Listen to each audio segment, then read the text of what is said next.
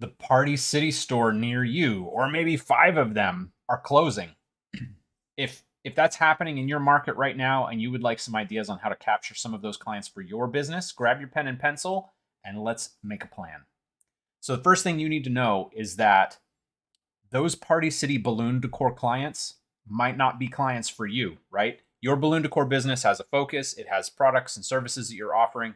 Number one, you need to think about, just because Party City is closing in my market, does that even matter to me, right? If you're just focused on a particular customer type or a particular decor type, and that's not something that a customer could purchase at Party City, then the Party City closing does not matter to you in the slightest. Now, if there is a match, if you do have a retail location in particular, then there is a pretty substantial opportunity here for you to grab some of that walk-in market share. And I'd highly encourage you to get in position from a inventory standpoint, from an operations standpoint, to quickly shift to what those Party City customers are looking for and be ready to fulfill their needs quickly, right?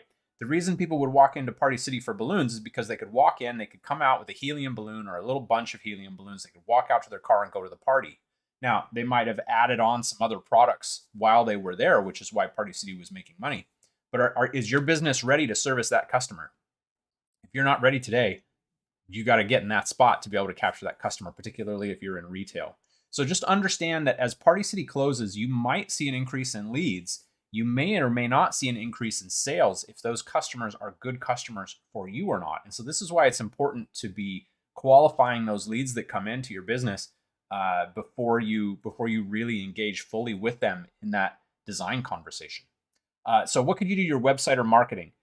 Definitely, if you want to capture some of that market share, consider showing some of the things that people would often purchase at Party City in your flavor, right? What is it that you do that's in that same spot? You're going to want to be showing that on social media, perhaps on your website, perhaps in a pop-up.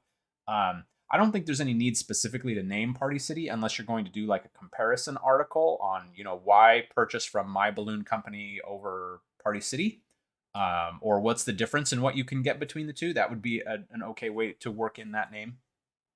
Other than that, I would stay away from using the words Party City, simply because that's a trademarked and protected name, even if that company is in bankruptcy and their store's closing. So there's a few thoughts, a few ideas on what you might do. Number one, think about whether or not those are actually your customers. Number two, make sure you are in a position to fulfill those customers' needs if that's actually a customer you want to serve.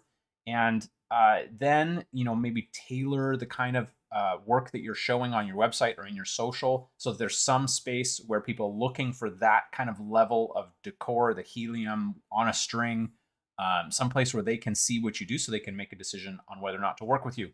If you'd like to learn more about what we do, you can check us out at balloonsuite.com. And if you found this valuable, there's Party Cities closing all over the place. So if you found this valuable and you know somebody else in a market where there's a Party City closing, please take a minute to share this video with them.